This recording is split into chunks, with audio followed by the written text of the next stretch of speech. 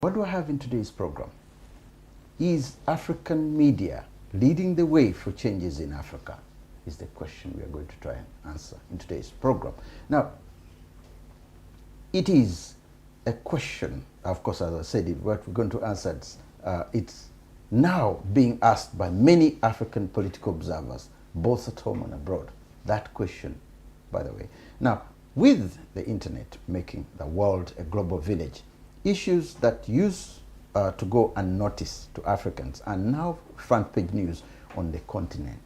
Facebook, YouTube, WhatsApp are now part of the 21st century generation that has voices that cannot be ignored by the leadership. Mark that cannot be ignored by the leadership. The question is, are these voices being heard? Can African politics be changed by these new media powerhouses that have given a voice to so many on the African continent?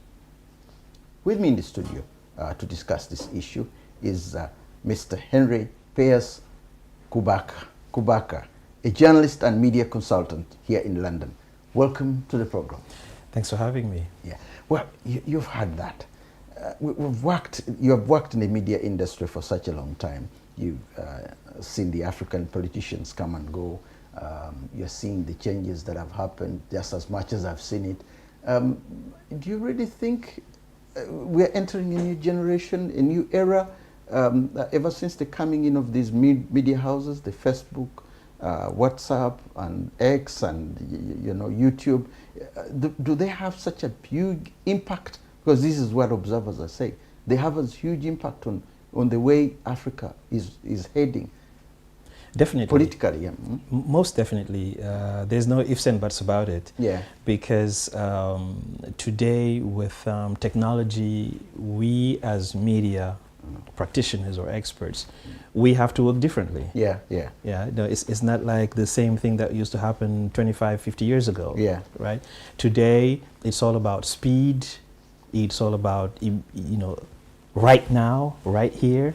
It's all about the number of people you can reach in a short amount of time. And it's also about democracy, because I believe that technology has allowed us to push democracy forward because more people have access now to the media, and that's a really positive thing. So it's, definitely it's a yes. Yeah. Now, the key thing is, much as it's there, but there's still opposition. There's still too much opposition to it. And sometimes during elections, Facebook is cut off. It happened in Uganda. It has happened in other parts of Africa. Suddenly, the internet is cut off. It has that impact because people can come together and do something, as it happened in Nigeria when the SARS, there was huge demonstration a couple of years ago. But then Nigeria realized the youth were using the internet to meet up. So suddenly they were cutting everything off. Could this be, as we're going towards the future, be something whereby politicians will use it as a weapon that they can get rid of? I think lots of people have understood that internet in general and technology is allowing young people to talk. Talk more than they used to.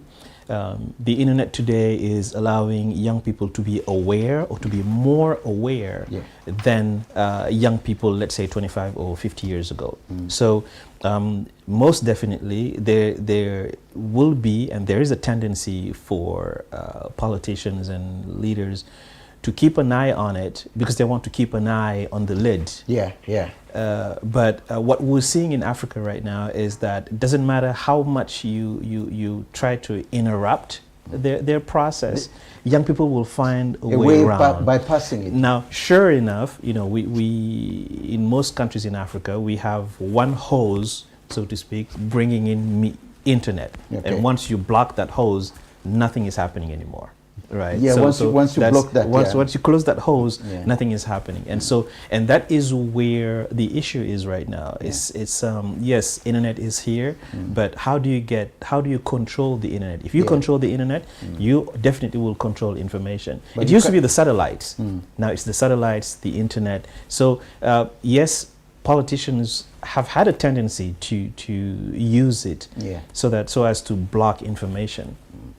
But with the a very huge example of Senegal, and you're from Senegal.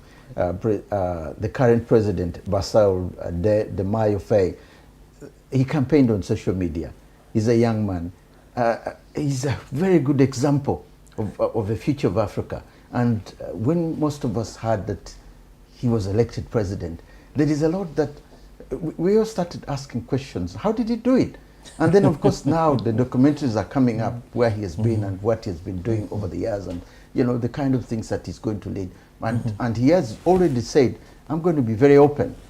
I'm going to be very open and transparent, because that is the biggest problem Africa has had over the years. Nobody's transparent. Nobody's open. Talk about him. Tell us about him, because very little is really known about this man. He's not a giant anywhere, but he's suddenly a big, has such a massive leap. Yeah, and what you're saying is also true for most Senegalese people. Not much is known about him. Yeah, we know he's a big inspector in terms of finances. We know that's his job.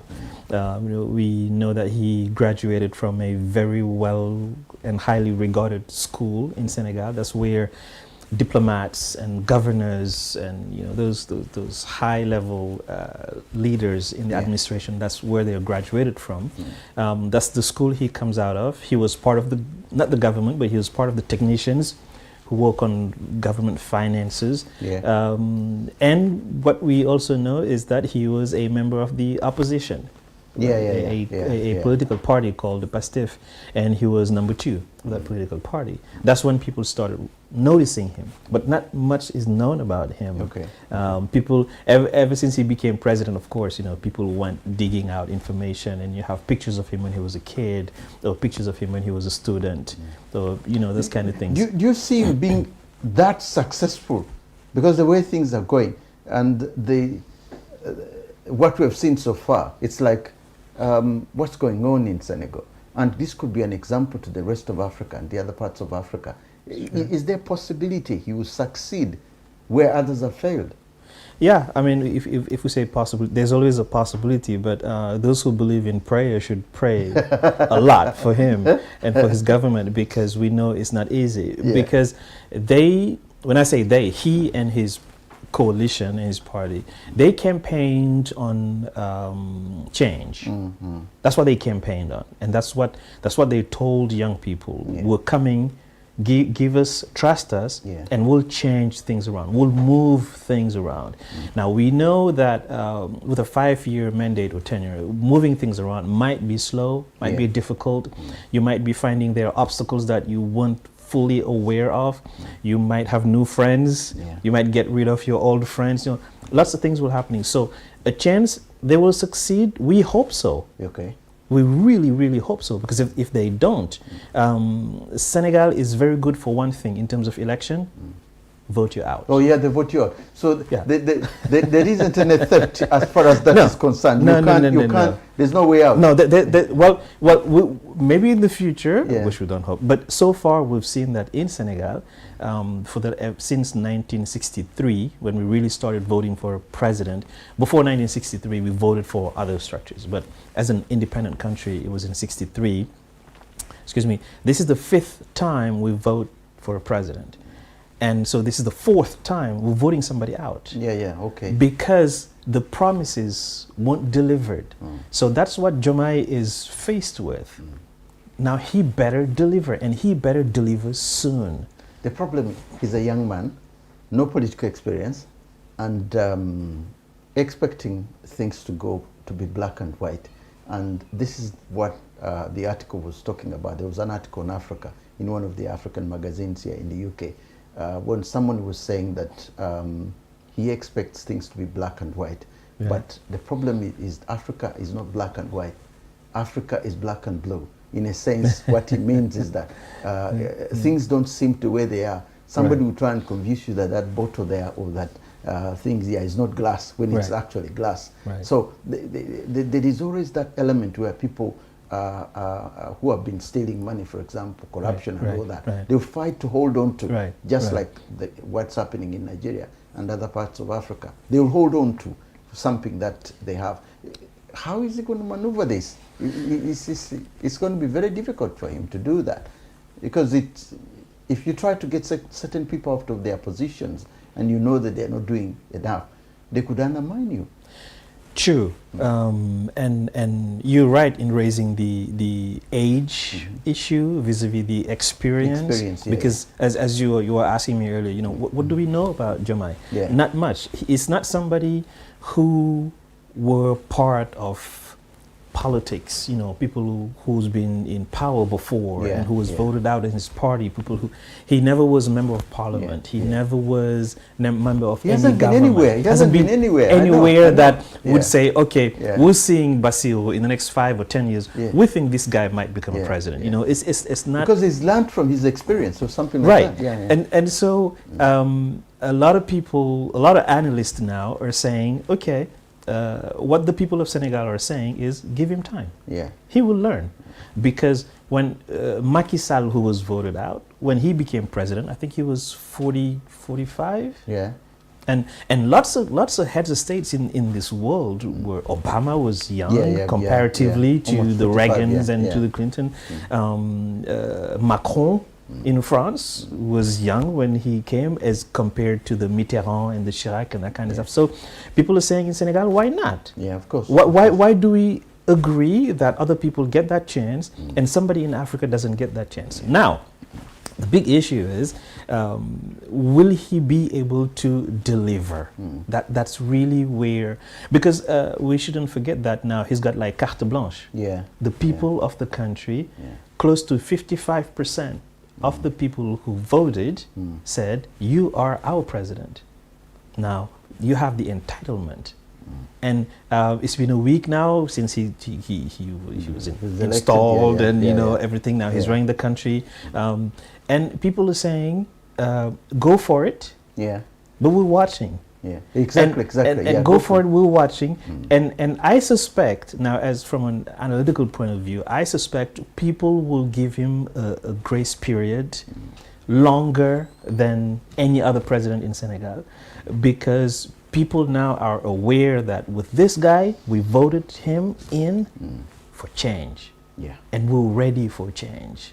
And so now it's the big talk. However many bad patches that may go through, they could stick with him. In other words, that's what I believe so. I think they will give him a few more chances.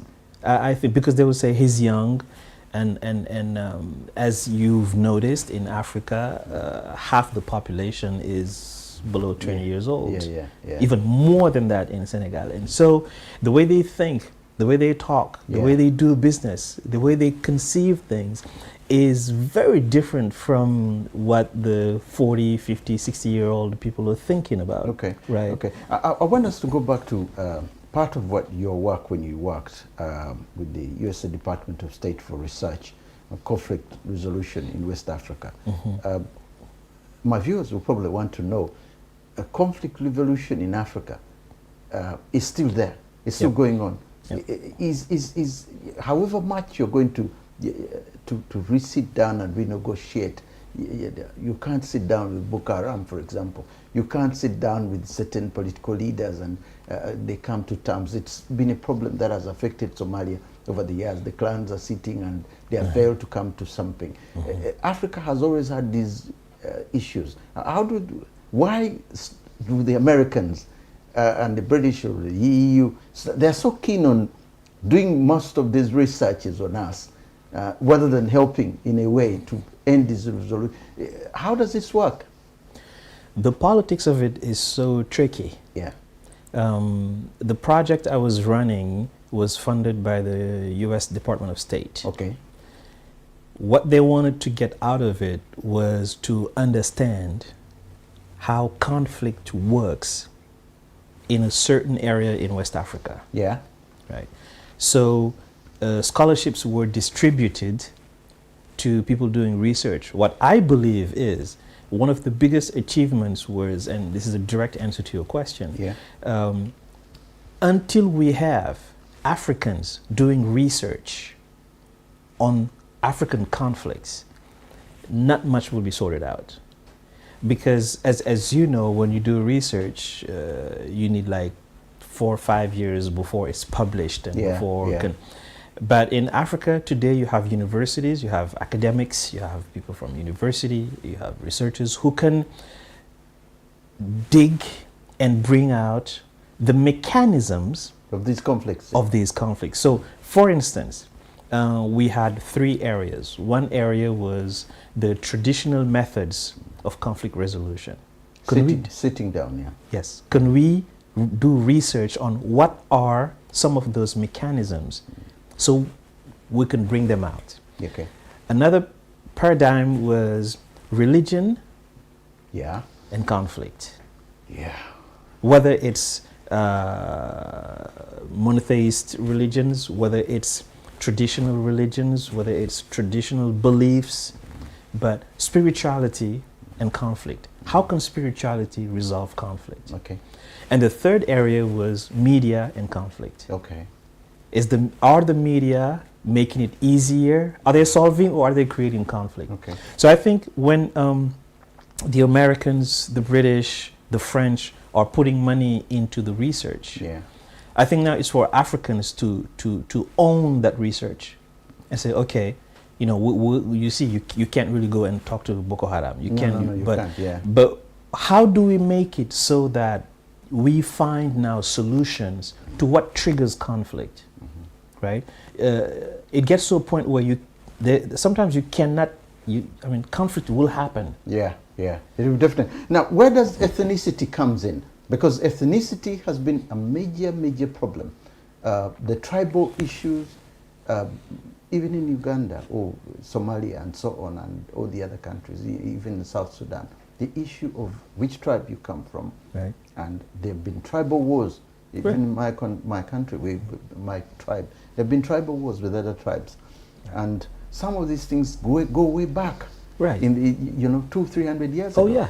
But the whole thing is still there. It goes on as stories are told from one generation to the next. Now, where does this fall? Because if this is not dealt with as well, I've seen it affecting Nigeria. It's affecting Somalia so much.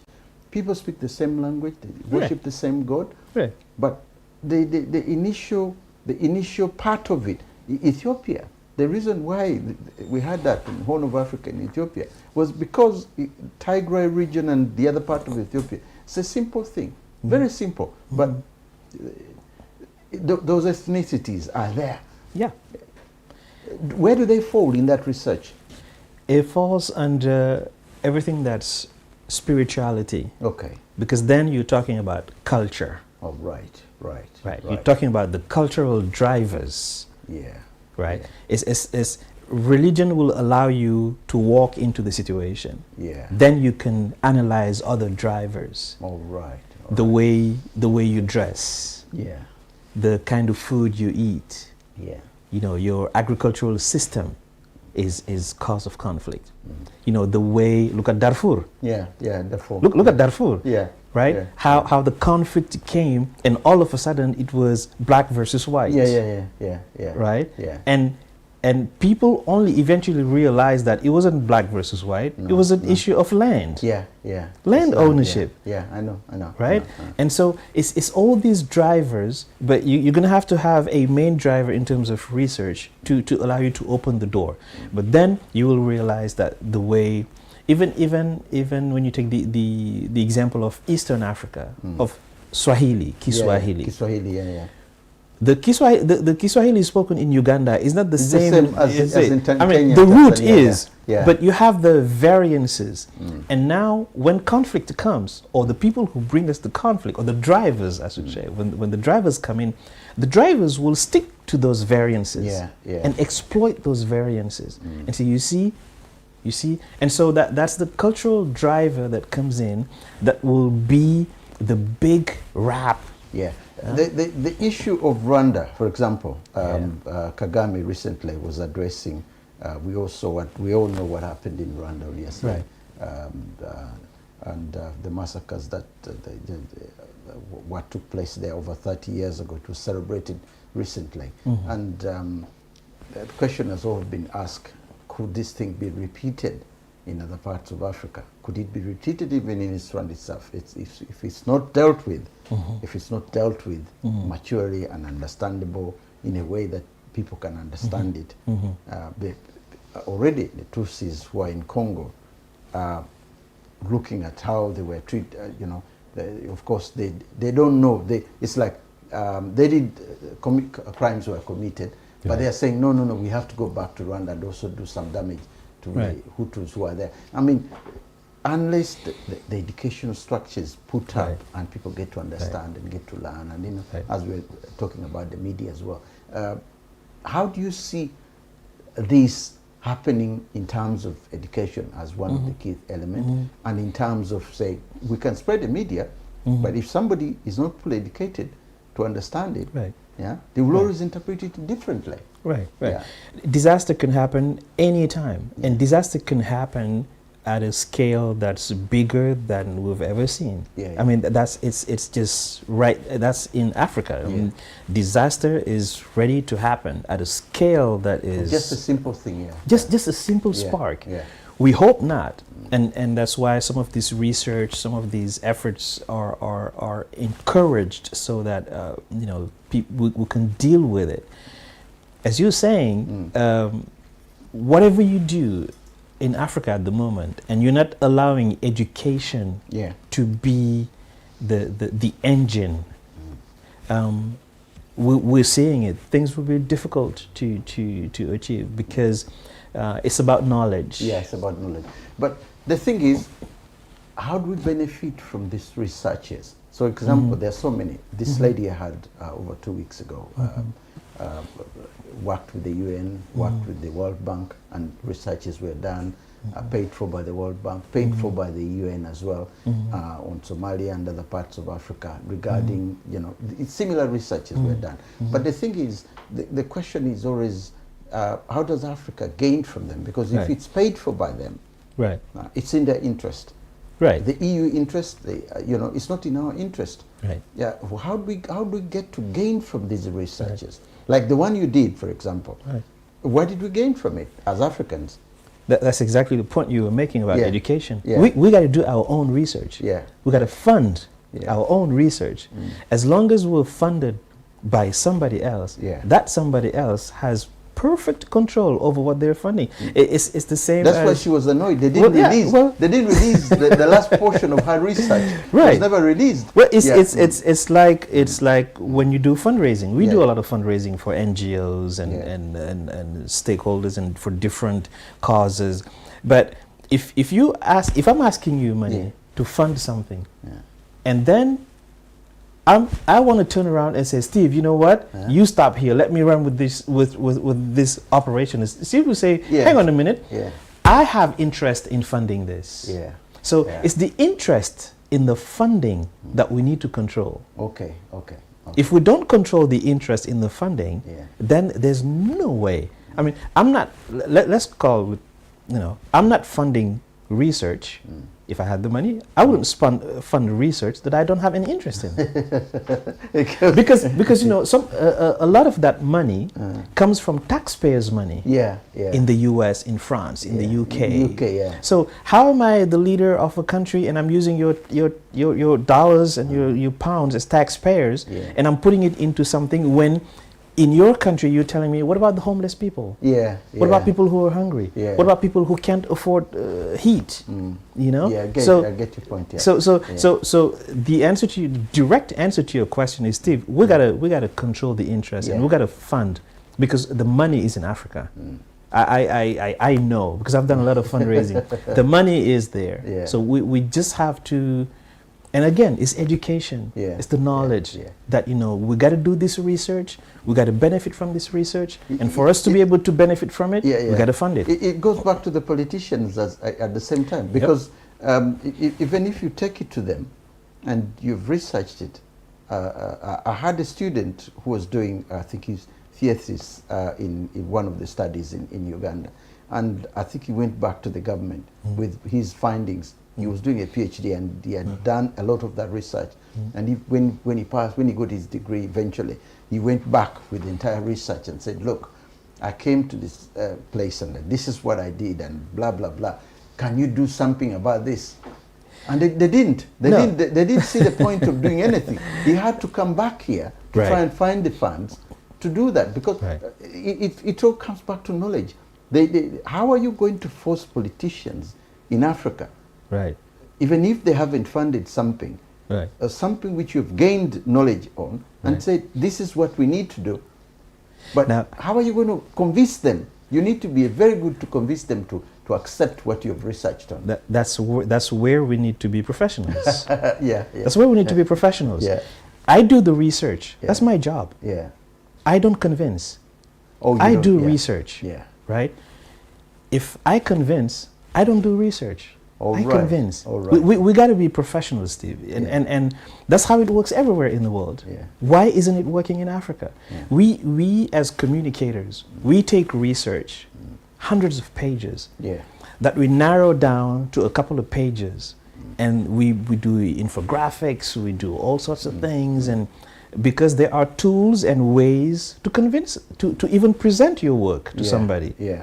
You come with the conclusions like this, nobody will have time to read it. Yeah, exactly. But there's a way you can present this amount of data. There's a way you can present it in a very attractive way, in a very convincing way. You don't even have to open your mouth. You can do campaigns, you can do, I mean, lots can happen. So that's another issue we have regarding research in Africa. When we present back what we did, we're not doing it necessarily in the best possible way. Now, the Chinese are putting their footmark on Africa. Yep. And with them, they come directly. Yep. They don't really come and do research. No. They don't come and they come in, they bring in their people. They don't have any of the kind of media issues around them. No. I've been seeing this in Malawi, and I think in other parts of Africa, and even in Uganda at the moment. They come in, look at a project, go ahead and do the project. Right. There's nothing. You know. How do you see their input in Africa? Is the practical side going to work, or are we going into debts? Because even them, they have given us money, and African countries have started getting debts. Right. And now South Africa and I think Namibia are telling us, hey, we better start either getting together. These debts may start humbling us. They may buy the entire African continent at some point in future if you're not careful. They nearly bought Greece.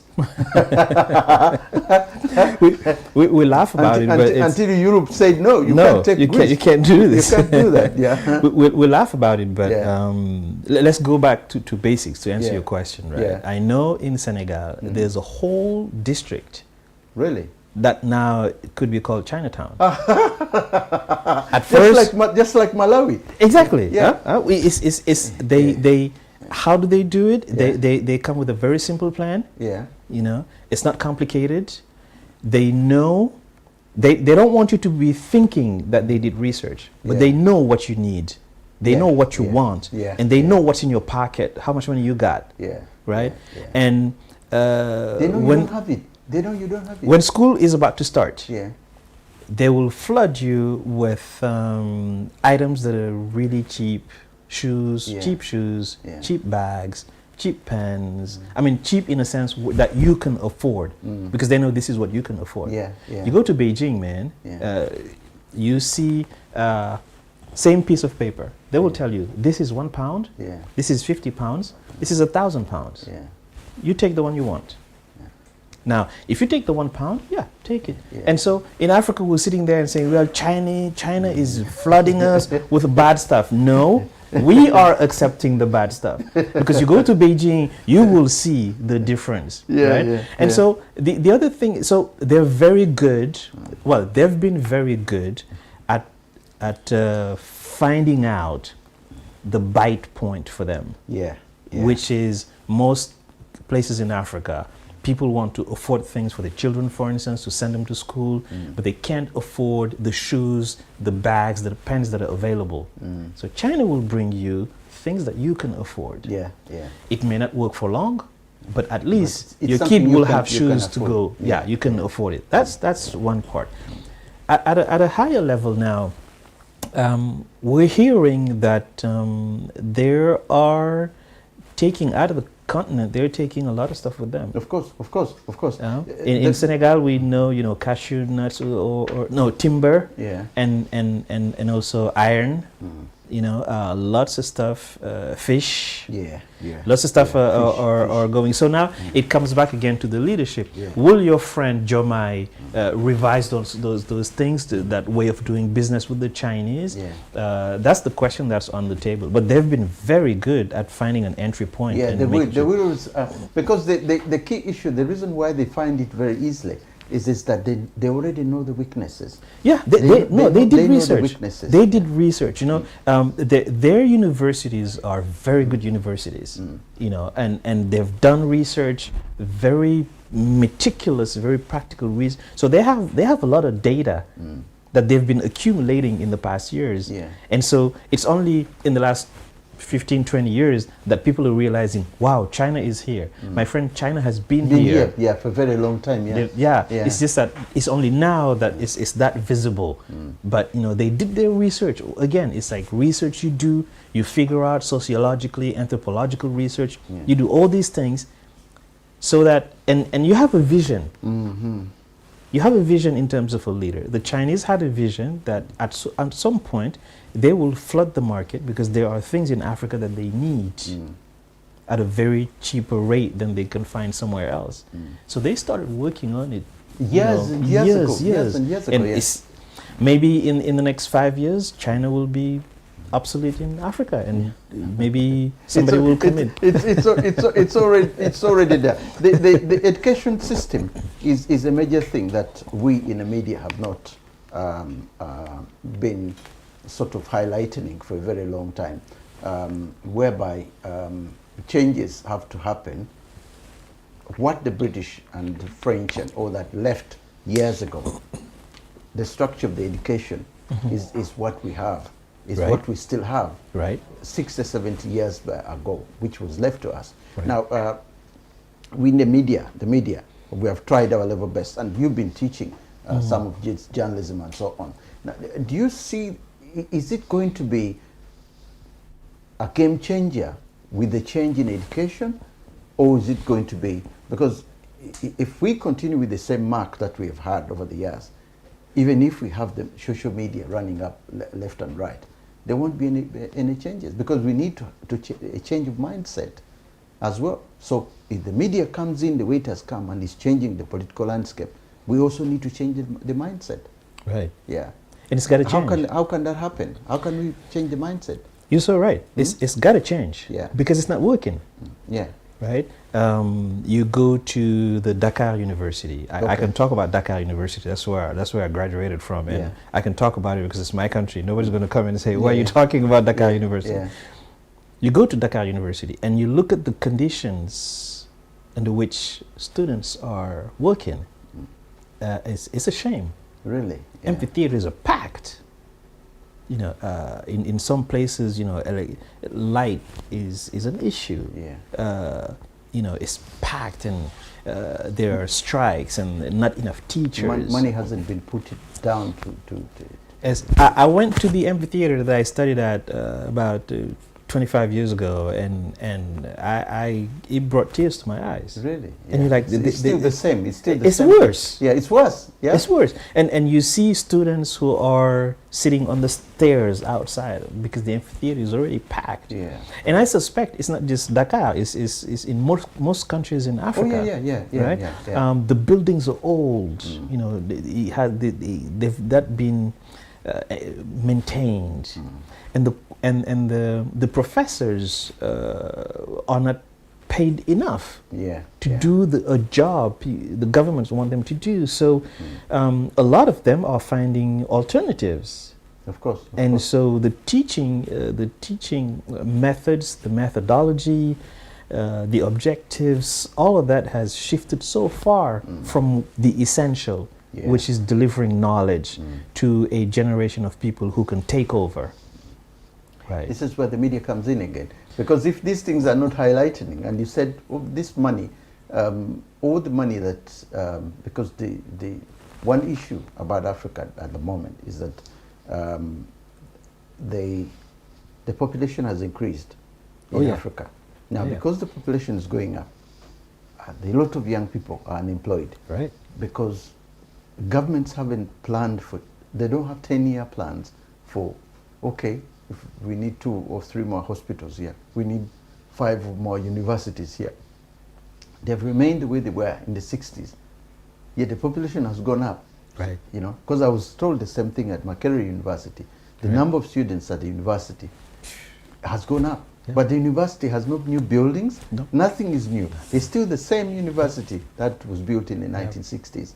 Yep. You know, and not only that, other universities have come up, but they're also facing the same problem because the population has gone up, and there's very little plan to get new things set in. Right. So again, the love of the media could highlight in that. Could highlight in that to those in power and see whether these changes can happen. The basic issue in Africa today, in terms of leadership, is the lack of vision. Okay. There's a serious lack of vision, and when I'm talking about vision, it's not okay. How much money are we going to put this? No. In 25 years, where do you want the kids to be at? What do you want them to do in 25 years? Yeah. Do you want them to be building rockets? Do you want them to be building ships in the air? Or I don't know. What do you want the kids to be doing in 25 years? That's the vision. That's number one. Number two, when it comes down to the media, us. Do we have the drive to go to our leaders and say, there's something you're doing wrong? Because most of us are very happy getting payola from the government. Most of us are very happy if all of a sudden we get a little money here and there, and then all of a sudden we forget our ethics as journalists. You see, again, I'm talking about Senegal. You see journalists who were very vocal. All of a sudden, they're no longer doing that. They've been paid off. Well, because they're driving a nice big car, and you know, so you see the change. And sometimes, I talk about Senegal. It's the same picture all over Africa. You find journalists that you were struggling with. You know, you used to walk from home to you were really struggling with, and all of a sudden, this guy or this woman becomes your boss against you for the owner of the media house.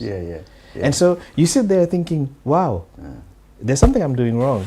Maybe I should do what he did. Something exactly, So again, the media's job is to be a force in front of the government so that the leaders cannot just do whatever they want to do.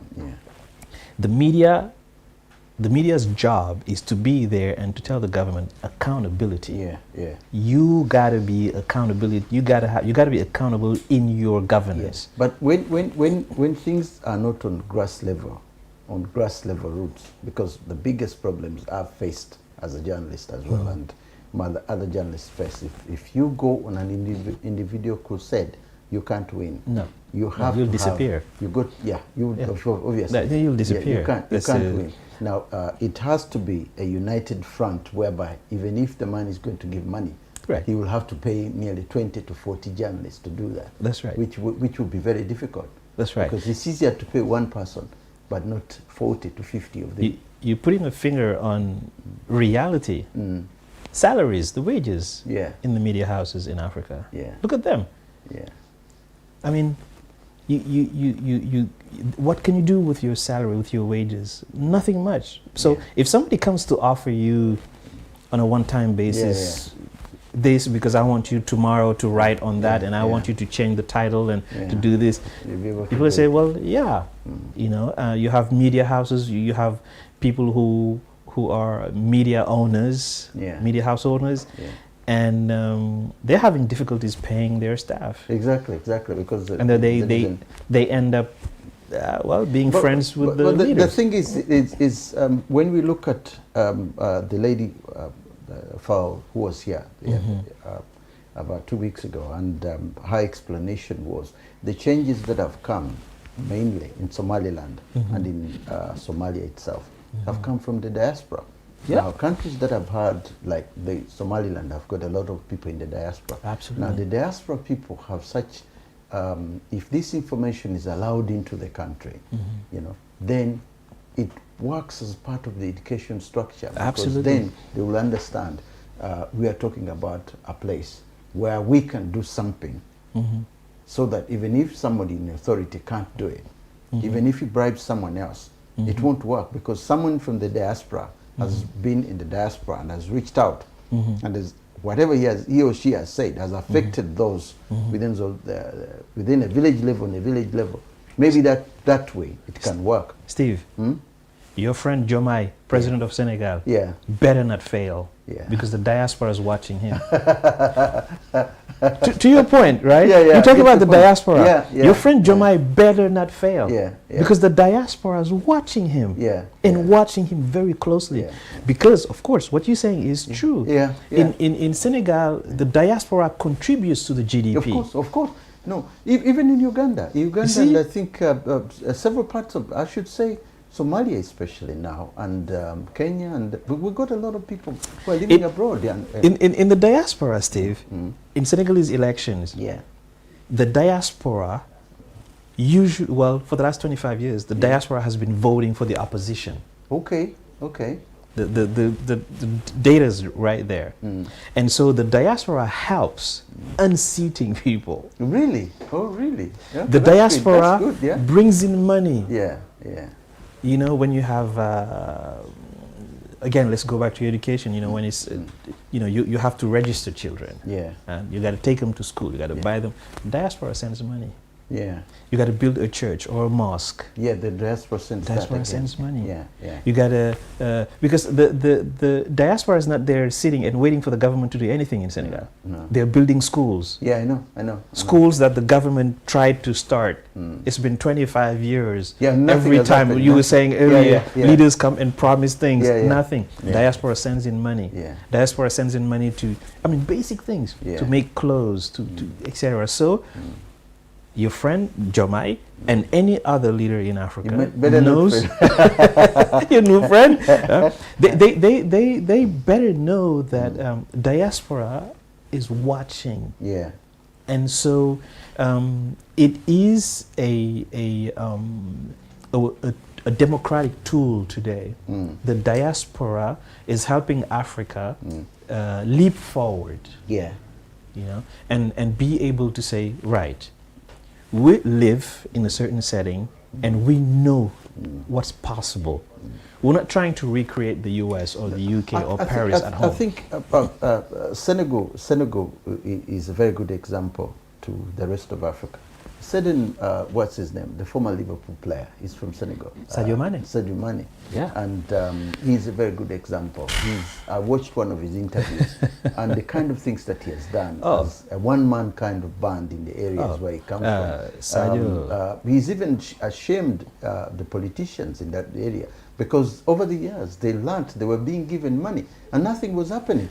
Although he's a footballer and he has earned a lot of money, but at the end of the day, the fact that he has the heart for his own people for his villages, and you know that in itself is very important. Even Ivory Coast, the players, the Drogbas and so on, they're shaming the politicians because these guys have been earning money over the years, but they don't like what you said, they don't have the vision. No, you know? Steve, Sadio is from a village called Bambali. Yes. Even Senegalese didn't know. Even Senegalese people didn't know where Bambali was. Unknown. Today, you say Bambali, people say, oh yeah, we know where Bambali is. Today, Bambali is having roads. Bambali, they have a big primary and secondary school built by Sadio Mane alone. I know. Bambali has a hospital. Built by Sadio Mane. Right? You mentioned DJ Drogba. I wasn't going to talk about him, but you mentioned DJ Drogba. DJ Drogba is, I don't know about his investment in Cote d'Ivoire. I'm pretty sure he's got investment there. There's a huge market there. DJ Drogba has invested money in Senegal. In Senegal as well? In Senegal. So this to tell you that we were talking earlier about fundraising. The money is there. It's the vision that we're lacking. You know, you have all these leaders who are all talk, And then when it's time to generate the funds and accommodate and do things, all of a sudden it becomes a problem of accountability.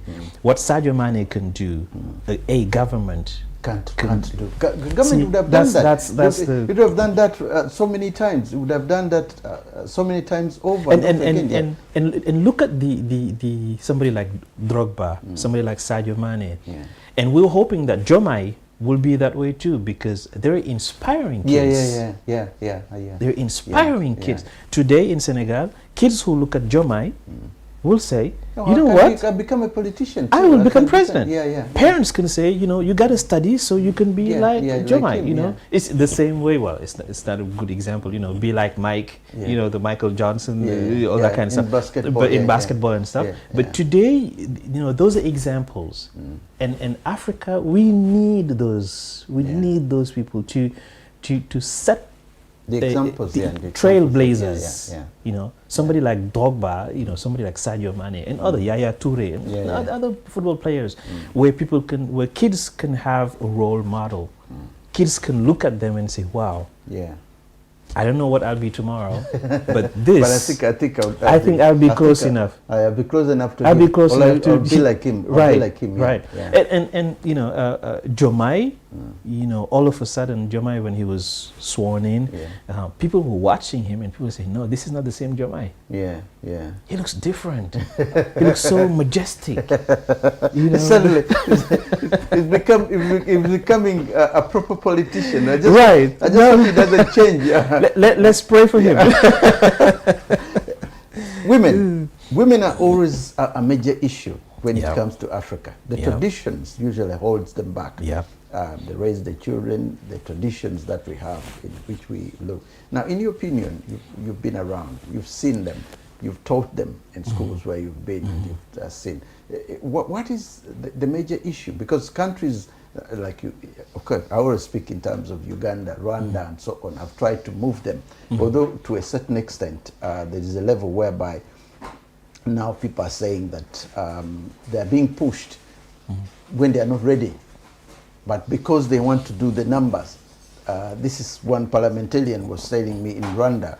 He was talking about Rwanda, and even said so in Uganda. Said, look, you even have women who are supposed to be in parliament, but the thing is, but they brought in the women who are not ready.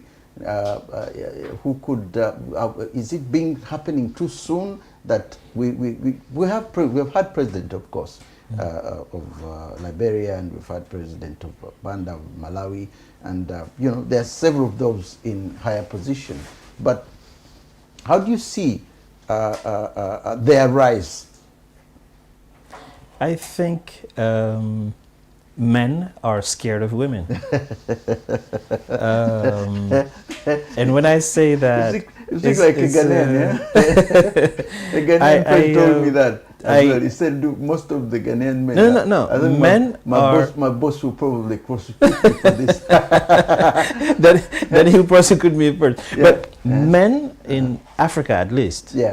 Men in Africa, generally speaking, I don't like speaking generally, but generally speaking, men are afraid of women in terms of power. Really?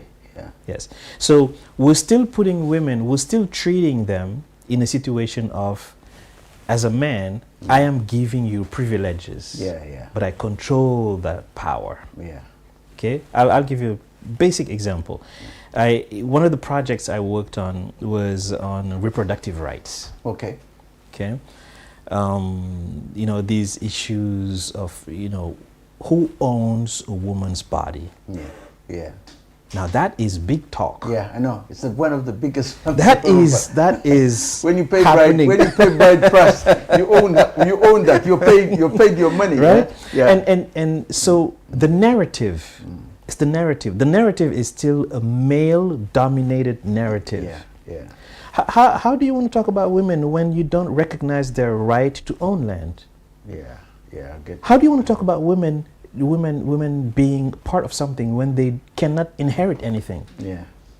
How do you want to talk about women's rights when you see a man has a wife, his wife passes away, automatically his sister's wife becomes his wife. Yeah, yeah, this kind of thing. It's like come on, you know, let's. So it's the narrative. Yeah, it's the narrative. But I can look at it because historically, as we've been talking about this, I think again it comes back to the mindset where we're saying that because long time ago, the laws of our cultural laws were such that women have got to be looked after. The man has to look after woman. You marry her, you look after her. Both in Christianity, both in a Muslim faith, if you have 4 of them, you have to look after them. So the whole idea has always been surrounding that. Culturally, you even pay bride price to marry her. Now, the mindset that was on in the modern society now needs to be changed with education. That is why even when the rapes occur, they said, oh, a husband cannot rape his wife. But he can, and it's happening, and they're saying, hey, you can prosecute him because she said no. Right. She's got a right to say no. Now, Right. these rights are now coming up, genetic circumcision and all that. These things are coming in, and they are coming in. Government is doing its level best to make sure that, you know, they are looked after in a way by law and by society. But the past has to be a mindset of how we educate the men, and how these changes are coming on. Domestic violence, for example, is a big issue in my country, and it's also a big issue in other parts of Africa. Absolutely. Whereby we are changing it, the mindset has to be changed. You don't have a right of beating her up. No, Absolutely. You know. So these issues are all coming in now with education. But then at the same time, there's that genuine worry that it's coming too fast. Before, if it should be coming, it comes gradually. But if it comes too fast, again, it could lead to failures of the achievements that have been done over the years. Let the women run it. Huh? Yeah, let them run it. Let them run the narrative. Let's change the narrative. Let's flip the tables around and see how it would feel on men to have the other foot. So it's all, and even in terms of, because I studied African literature before colonization, both Western and Arab colonization. A lot of times people who come from Muslim countries, when you say the Arabs colonized you, they say, no, it wasn't colonization. But we were colonized twice, in Senegal anyways, by the Europeans and by the Arabs. Right. But before they got there, what was in place? Yeah, exactly. What was in place? That's the key thing. That's what I studied. What was in place? What were our conflict resolution systems? What were our social distribution systems? What was our currency? Right now, this is this big talk about CFA, the West African currency that people Jomai wants to get rid of, and Mali doesn't want it anymore, etc., etc. But what was there before those things came in? Before they came in, what was there? And so we realized that by doing the research, we realized that we had, in West Africa at least, we had a kingdom called Mande. And that's what modern Mali is. Mali, Guinea, Senegal, Mali, Gambia, Senegal. And so there were kings, there were things, there was a system that was working. But now, because we were colonized twice, our older system couldn't resist the bump with those two new systems. The religion and the colony. Right. And the third bump was us, trained to think like those who trained us. I get the point. And so now, you don't need Macron to come and say anything to Africa. No. Just take me there. I'll be Macron. Because I was trained, and lots of us were trained to think like them. Right. We weren't trained to be independent thinkers. And so look at all the big universities. They're in Europe. They're in the US. They're not in Africa. No. In terms of hierarchy, in terms of scientific research magazines and journals. We all go the other way. We go across the pond to get trained to come back. So I think in terms of the women, it would be great to give them a chance to tell their own narrative and how they want to be.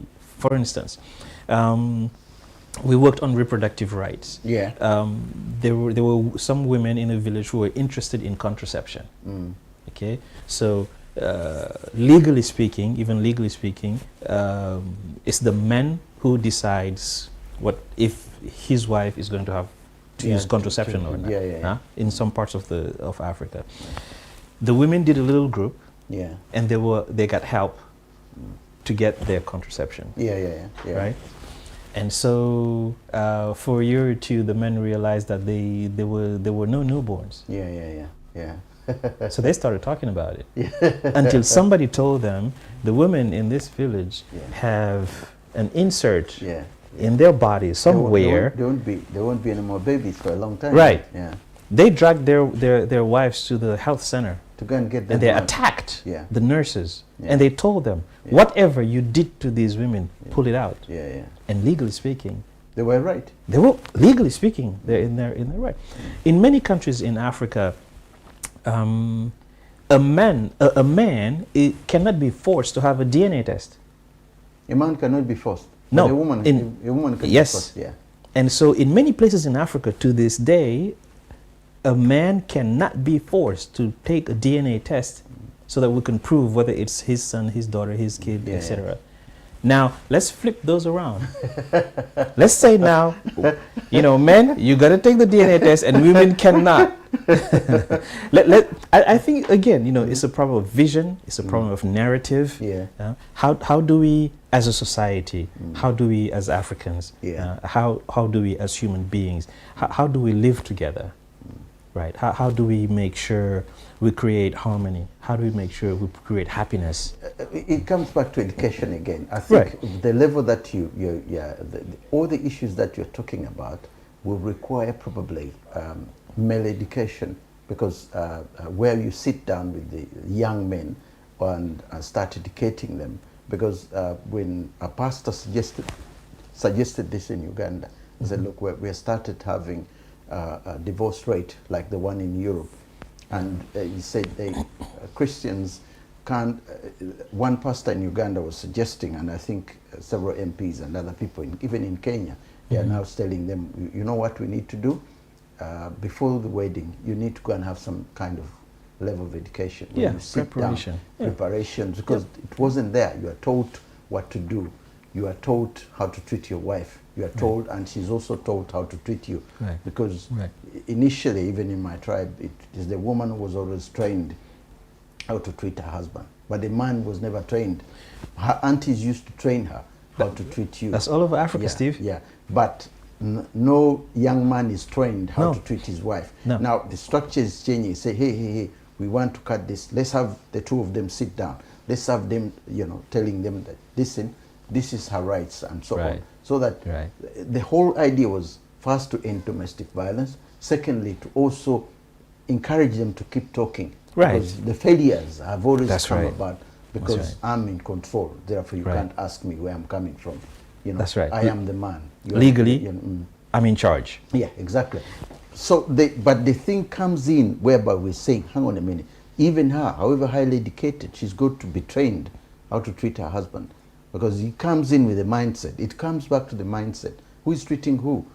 If we are both equal, how is the home going to be run? You get the point. So somewhere along the way, I think education and training and all that, which is something which was never there in the syllabuses of the 60s when the British left, and the French and so on. Is this an issue that can easily be introduced? I think so, but the big hurdle is how it's being presented. Okay, the presentation. Because today, when you talk about domestic education, you have opposition. Africans, Africans, raised, born Africans, Africans who are in the opposition and saying, you are introducing gay and lesbian issues. You are introducing, homosexuality. So that's the opposition that's there. So it's us, within us. Before we even talk about the Americans and the Europeans and the Asians, it's amongst us. How do we talk? But where's the communication? Yeah, it's not there. It's not there. Right. It comes back to the media as the subject. I think it's not only changing the political structures of Africa. It should be changing everything, our way of life, everything. Well, you said it, the mindset. Yeah. You know, it's in here. Yeah. If you stuck in here, well, you'll be the prey of anything that comes along. Yeah. But if you're strong in your head, if you're clear in your head, if you know who you are, if you know there's a vision, you know where you're going. The biggest problem that could come from all this is going away from the roots. Because my father has always told me, he said this years ago, he passed on now, a couple of months ago. But he has always said, look, how do you remain an African without changing? How can you change Africa without changing Africa? At some point, I never understood him. How do you change to become modern without changing Africa? In other words, how do you remain like Owe Okonkwa in that novel of Things Fall Apart? Yeah. Chinua Achebe. Chinua Achebe's novel. Yeah. He was saying, how do we change Africa without changing Africa? How do we remain where we are but accepting the modernity? And United Arab Emirates has done that. Yep. It has remained, they have remained Arabs, they've remained worshipping God and Allah and so on, but they at the same time, they have embraced the West. They've got the wealth, they're using their money well, they're doing everything. They even allowed Christians to build churches in the Emirates, which knowingly most Arab countries don't, but there are churches in Dubai, you know, and they're saying, look, we got to live together with these people. The structure of what they have done, the wealth is there, but then they have remained Muslims and they have remained Arabs. They haven't changed, but they're embracing. They are now even building a satellite to go on the moon and so on, because they found the pattern. Now, can Africa do that? Get the wealth, but remain African in a sense. We maintain our tradition the way the Nigerians do. Keep your egbla, these dressings and so on, which identifies you as an African, but not the suits and ties like I am and all that. That's you know, maintain your traditional wear, maintain your traditional drums, maintain your languages, maintain everything, but remain a modern man. Can that happen in Africa? Yes, definitely. Definitely. I wasn't going to name any names, but I wasn't going to name anybody, but look at Sankara. Oh, Thomas Sankara, yeah. I mean, just look at the vision. Yeah, he had, I'm not talking about the nitty-gritty of things, but just the vision of, you know, your clothes. Yeah. We produce cotton here. Yeah. Well, factory. Yeah. And make fabric. Okay. And once we have the fabric, well, let's make clothes. Yeah. But then, how do you want to develop your country when the thread you use is coming from China? Yeah. Okay. How do you want to do that? So we got to talk. We got to talk, and things are possible. Yeah, things are possible. It's very possible. We are coming towards the end of the program, and I'm trying to find out how do you see the continent in the next 20 years with all these things we've discussed on? It could go either way, but I think vibrant. I think there are lots of young people who have the drive. They don't have the tools, and it's our challenge to make sure we're bringing the tools to them. Will the changes we talk about happen? For example, remaining Africans? Definitely. Where we have the modern, remaining Africans, but being Europeans or being Africans, remaining Africans without having changed. Maybe their narrative is different. Okay, I just want to say thank you very much. Thank you, Steve. Thanks a lot for coming on the show, and I hope we'll be together again for another edition of Africa Speaks. Thank you for watching us, and I hope we'll be together again next week for another edition of Africa Speaks. May God bless you all.